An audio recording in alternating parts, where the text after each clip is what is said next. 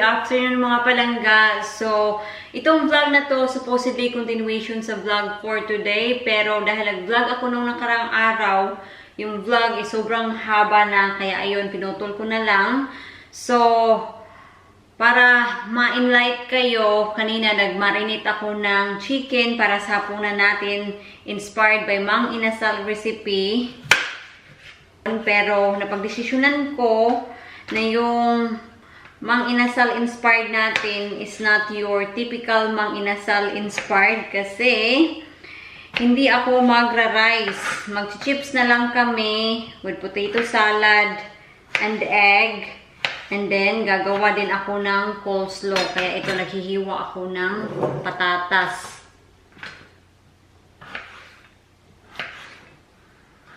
So, mauna yung vlog na nag-marinate ako ng ng chicken. Pasensyahan nyo na kung ano-ano na lang yung sinasabi ko. Pagod kasi ako. Kaya ayun, hindi makapag-focus. But I need to wake up kasi alam nyo na, ayaw kong maulit yung accident na muntikang masunog yung bahay namin. So, hiniwa ko lang siya into small pieces. And meron tayo ditong itlog. Papakuluan natin to. May tumatawag at hindi ko alam kung sino.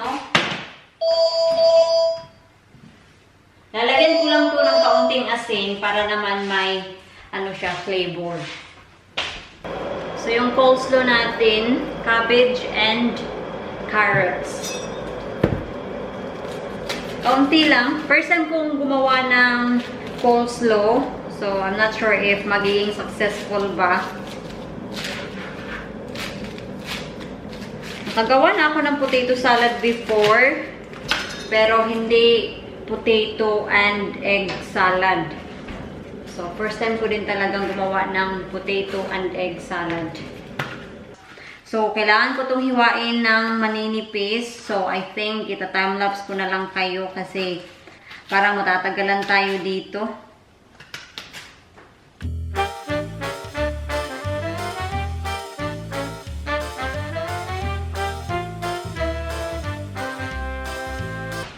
So, ito na yung cabbage and carrots. Kaunti lang kasi side lang naman to. So, dito is mag-mix tayo ng kanyang parang sauce. So, of course, meron tayong mayonnaise dito.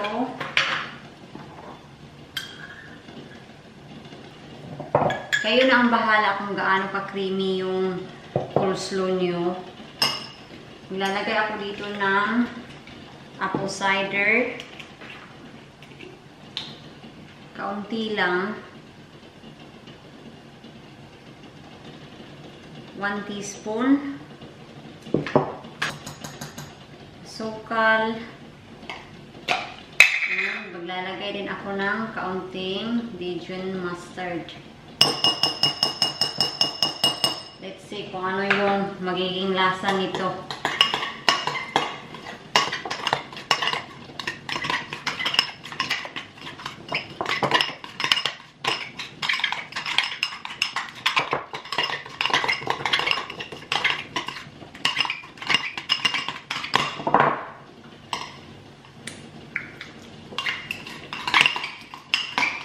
Masarap naman. So, ilalagay ko na siya dito.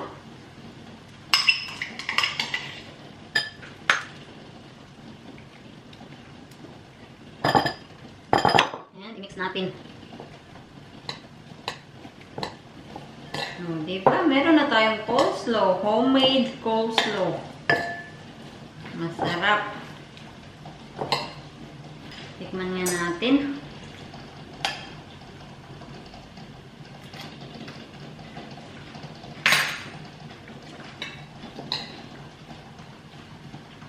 Para sa akin, tamang-tama lang yung timpla ng coleslaw.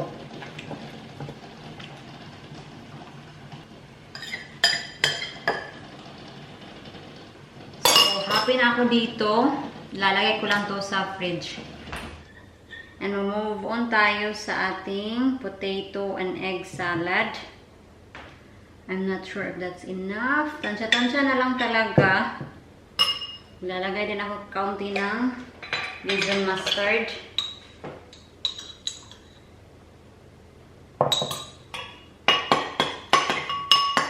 And then pepper.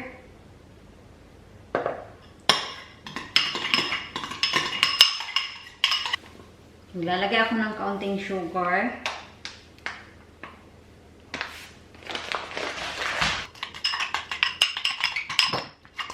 Mix lang natin until tuloy-tuloy lang yung pag-mix until ma-dissolve yung sugar.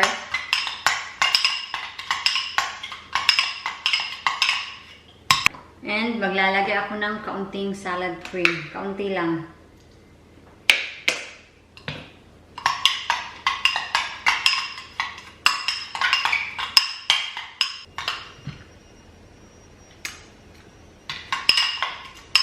Happy na ako dito. So, dito natin i-mix yung salad natin.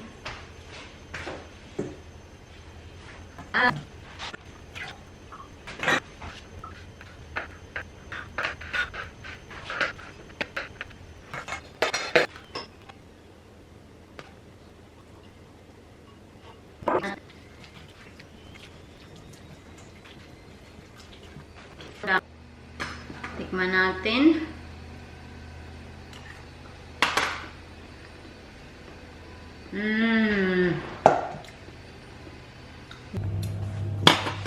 Ito yung chicken na minarinate ko kaninang umaga.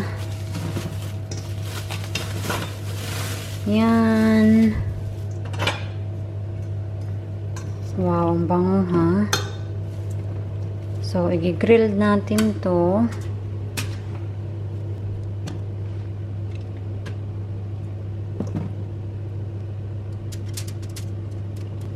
And then yung matitirang sauce, yan yung ipapahid natin.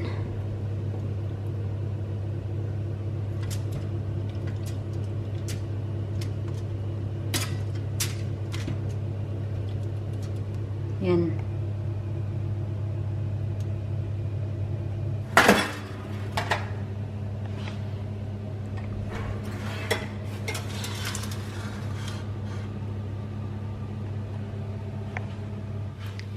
First 10 minutes.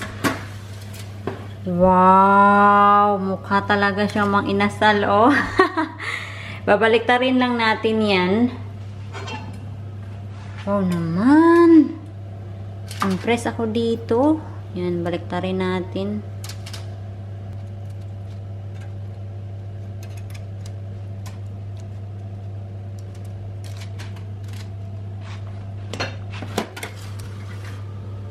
So, this time, ilalagay ko siya 12 minutes. Up. Yan. Yan, hinaan ko yung apoy ng konti. Hindi ka natapos yung 12 minutes. Hindi ka natapos yung 12 minutes. Hindi ka natapos yung 12 minutes. Nasusunod siya kaya. Lagyan mo na siya ng base. Lagyan mo na siya ha. So, hindi pa natatapos yung 12 minutes mga palangga. Pero kinuha ko na. May 5 minutes pang natitira. Kinuha ko siya kasi para maano ko siya mapahiran. Kasi parang nasusunog siya ba.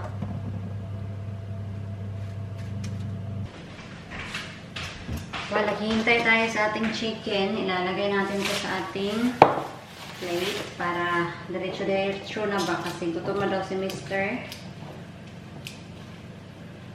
I'm hoping talaga na magustuhan niya yung coleslaw na ginawa ko.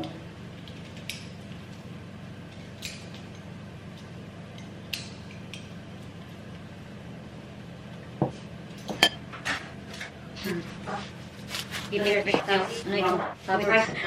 Sabi.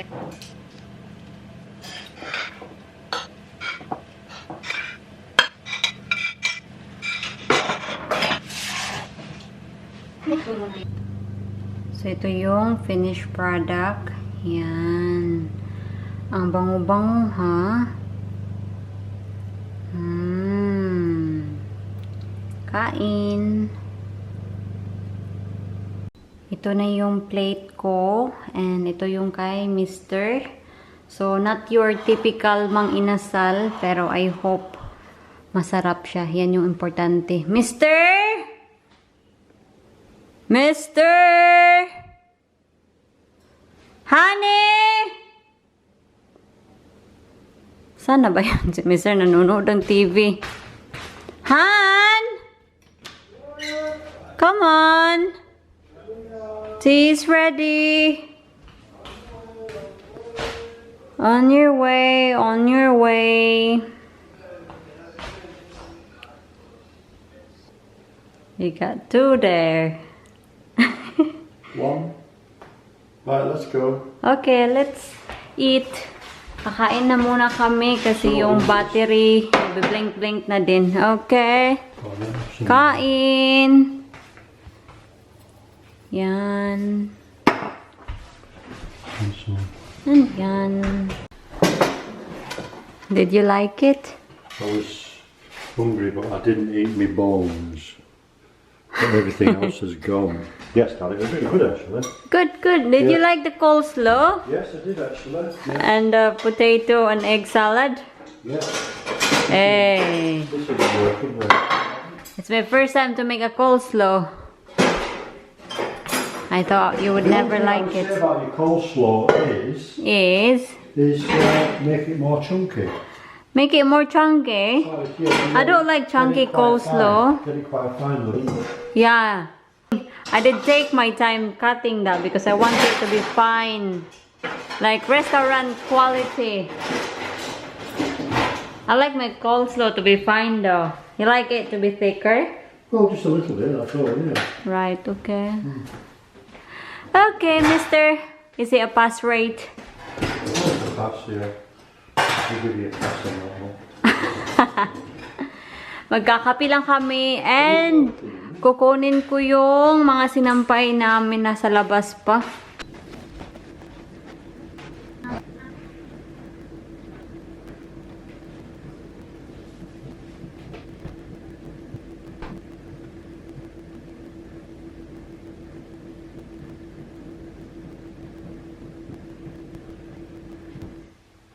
Magtutupi ako.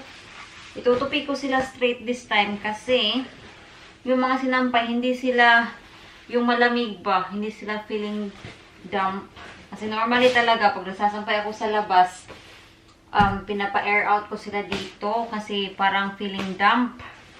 Pero this time, dahil mainit siya, kahit na, anong oras na ba?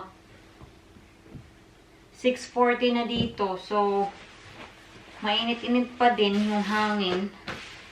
So, ayun, hindi sila parang feeling damp. Ako talaga, hindi talaga ako napaplansya everyday. And I am guilty. Kasi, mostly talaga, pag umaalis, yung mga pang-formalan, yung mga susuotin ko, tsaka ako na ipapaplansya. Hindi ako napaplansya talaga everyday. Sa uniform ko, pinaplansya ko siya most of everyday talaga. Kasi, of course, dapat presentable sa trabaho. Kaya, ayun, kahit ayaw ko talagang magplansya, ginagawa ko.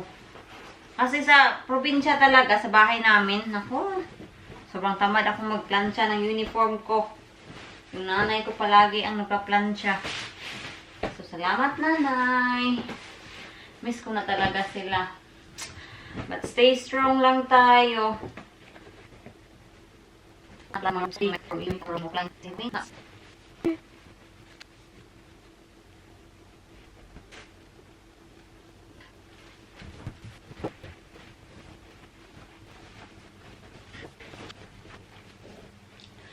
So, mga palangga, I'll see you tomorrow kasi wala na namang ganap, okay?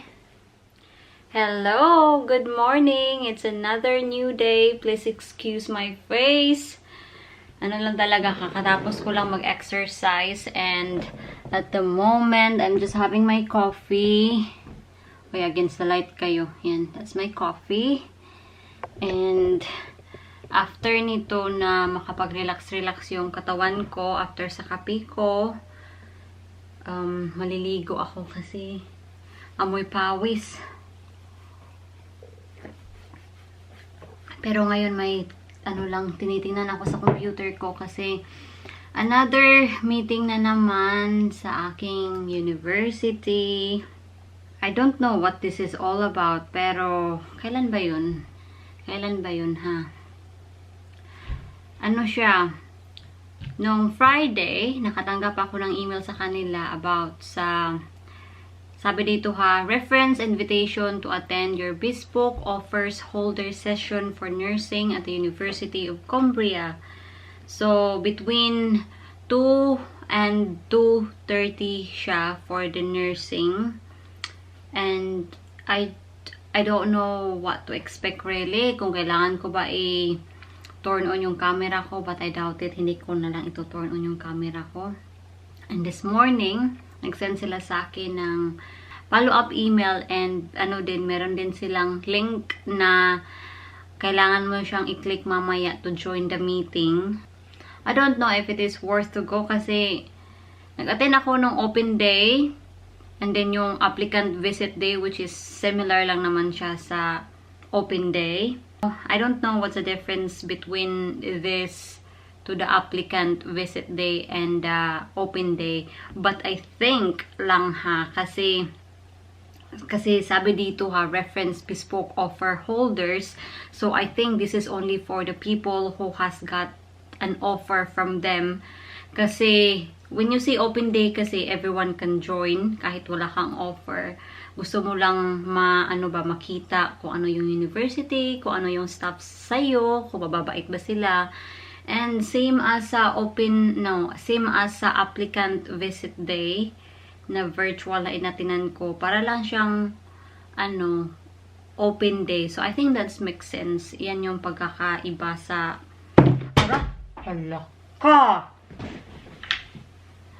buti na lang hindi nasira. Pagpasensyahan niyo na, ngayon talaga ako nakapag-vlog kasi kaninang umaga medyo busy ako. And ngayon, malapit na mag 2 o'clock and meron akong appointment for the, yung parang meeting. So nakaganito ako. Hindi ko alam kung ito turn on ba namin yung camera, but let's see, just in case na lang, no? So dapat handa tayo. Magtitimpla lang muna ako ng kape para naman may energy tayo. Kasi coffee is life. So, nakaganito lang ako. Pakita ko ha. Yan. Yan lang yung suot ko. Yan. Hindi naman makikita yung yung bottom part. As long as na medyo presentable tayo tingnan. Yun na. Kasi hindi din ako sure kung marami bang a-attend. Kasi sa Snapchat namin, sa group Snapchat namin, yung mga ka-course ko, sila? Merong mga trabaho. Ayaw ko naman, ako lang yung mag-attend, diba? But I'm pretty sure, hindi lang naman ako yung mag-attend. Meron din naman siguro. Pero yung kakilala ko lang ba, mga kakilala ko, sabi nila na meron silang trabaho. Nilagyan ko ng gel yung buhok ko kasi tinatamad ako mag-straight hair. Kaya ayun, para hindi siya masyadong buhaghag, nilagyan ko na lang. Hindi ako sure kung magtatagal ba ako sa meeting. Kasi kung feeling ko na yung get to know me lang, or hindi naman get to know me, but meeting each other ba? Hindi ako magtatagal kasi tomorrow kasi may trabaho pa ako, and then kailangan ko pang gumawa ng dapat gawin dito. So, obviously, yung setup natin is ito tayo. Papasensyahan! So, naghihintay lang ako ng oras. 10 more minutes. And while naghihintay tayo, meron akong nabasa ditong comment. I-insert ko yung comment mo. Mag-i-screenshot ako. So, sabi niya dito, sana ba yun? Minsan, nawawala yung comment. Well, hindi naman siguro nawawala, pero hindi ko lang mahanap minsan. Kasi, minsan kasi nakakalimutan ko kung saan siyang video nag-comment. Hi, Miss Mia. Are you sleeping in different bed and room? Just asking. Thank you for your comment, and I don't know where you get the impression that we are sleeping separately. To answer your question, no, we're not sleeping separately. We're sleeping on the same bed and in the same room. Baka lang minsan you get the impression na we are sleeping separately kasi pumapasok ako dito sa back bedroom. Dito ako mostly nakatambay pag wala akong trabaho kasi dito yung computer ko, and minsan din dito ko ini-end yung vlog, and baka din kasi minsan nakikita mo na si Mr. pumapasok siya sa ibang kwarto kasi doon din kasi yung computer niya, doon siya nagtatrabaho, yun yung office niya. So okay lang po kami, walang problema, and yeah, hindi ko na iba-vlog na we are sleeping together, right? Kasi ayaw nyo makita yung mga nangyayari. So, yun yung answer ko sa question mo. So, yun lang. Maraming salamat sa katanungan mo, and ingat! So, anyway, malilit na ako dito. Am I look alright? Hindi talaga ako yung fully prepared this time. Unlike sa applicant day na naka-makeup talaga na full on. Yung ring light ko dito talaga nakatapat. Ngayon, wala talaga. And hindi man lang ako nag-ayos sa mata ko. Hindi ako nag-eyeliner or hindi ako nag-mascara. Tinatamad talaga ako. Yeah, okay naman tingnan yung mukha ko, I think. Para sa akin, I'm just looking myself right now sa photo booth. Hindi pa talaga nag-reply sa akin yung university about sa sa car park. Nagbigay naman sila sa akin ng acknowledgement na receive daw nila yung message ko. And ayaw ko naman mag-email ulit. And at the moment, dahil sa pandemic mga palangga, hindi sila masyadong sumasagot ng tawag. So, magta-try kang mag-ring, parang magri-ring-ring about mga half an hour. And wala pa ding sumasagot. So, feeling ko na hindi talaga sila sumasagot. So, babalikan nyo kayo mamaya. I don't know when, pero if pwedeng hindi mag-turn on ng camera, then I will try to give you a sneak peek. Pero kailangan na natin i-block yung mga dyan, yung mga tao kasi baka hindi pwede. But if kailangan kong i-turn on yung camera ko, then obviously I will be back after sa meeting, which is 3:30. Pero yun na nga yung sabi ko, hindi ako sure kung magtatagal ba ako.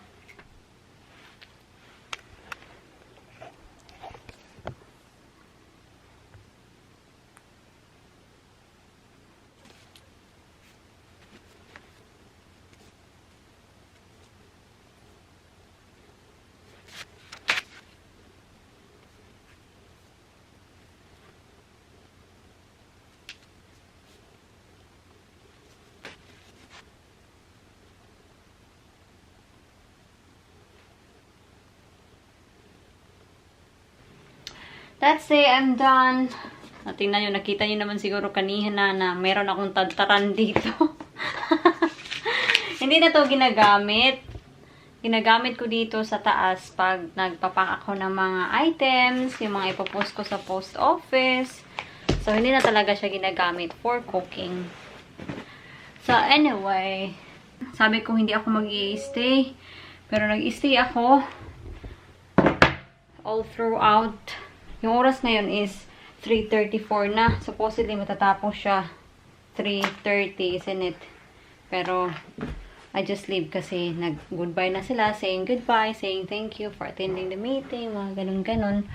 So, yeah. I did enjoy kasi may mga current students din akong na-meet. Merong mga second year, third year na students akong na-meet. And merong mga first year student. And definitely, dalawang campus kasi yung pinagsama, kaya ayun, marami. Hi. Yes.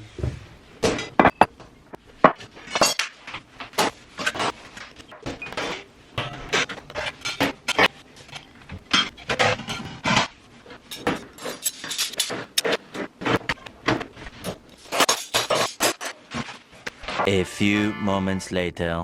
Hindi ko talaga iniwan yung karne ko na pinapakuluan ko kasi na-trauma talaga ako sa nangyari nung nakaraang araw. Kaya dito lang talaga ako nakabantay. Anyway, yung vegetable, green beans, and Brussels sprouts.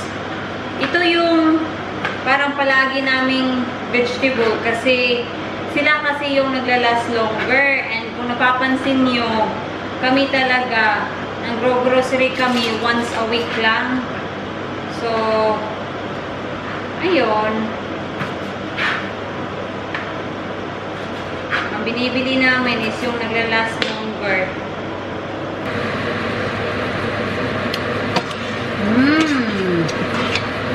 Tikman natin yung karne. Kasi if malambot na ba. Nag-i-steam kayo, papasensyahan na.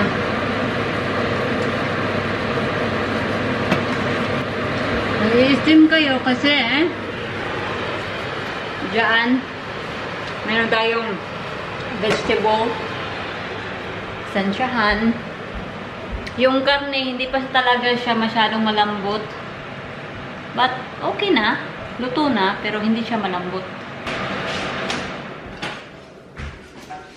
Tea is ready! Here. You're here. Just a minute at a time. Come on now, fill it up. Why are we taking so long? Don't know about a juice, you know. This man is so bossy. I cook for him. Just chuck it on. I do the laundry for him. It's a speech he does it though, that's the annoying bit. Could have grown another cow by the time we get this one.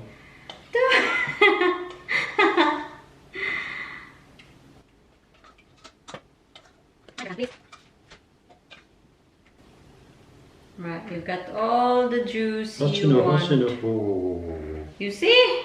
No, well there's limitations, isn't there? Thank you, my princess of Mindanao. You're welcome. I need to show them. So ito yung tea ni Mister. Today, or this time, is success. Not on fire. We're having a beef stew finally kasi nung muntikan na masunog yung bahay namin. Yung plano sana is magbi-beef stew talaga pero hindi natuloy kasi nasunog. So, kain lang muna ako mga palangga and dito ko na-end yung vlog natin for today. So, maraming salamat talaga sa walang sawang pagsuporta. I'll see you in my next vlog and bye! Mwah, mwah.